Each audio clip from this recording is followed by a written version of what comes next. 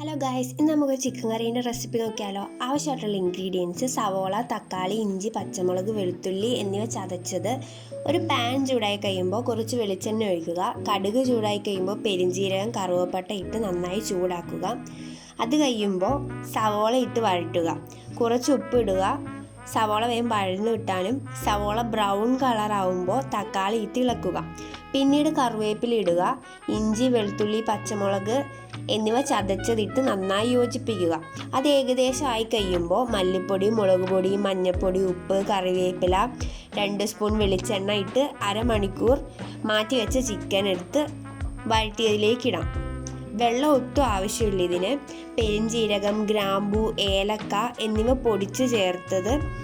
ഇത് നന്നായി മിക്സ് ചെയ്ത് കഴിഞ്ഞ് 1 സ്പൂൺ കുരുമുളക് പൊടിയും ചേർത്ത് നന്നായി മിക്സ് ചെയ്ത് അടച്ചു വെക്കുക. 10 മിനിറ്റ് കഴിഞ്ഞ് ഇളക്കി യോജിപ്പിക്കുക. നമ്മുടെ ചിക്കൻ കറി ഇവിടെ റെഡി ആയിട്ടുണ്ട്. എല്ലാവരും ട്രൈ ചെയ്ത് നോക്കി അഭിപ്രായങ്ങൾ കമൻറ്റ് ബോക്സിൽ ഇടാൻ മറക്കരുത്.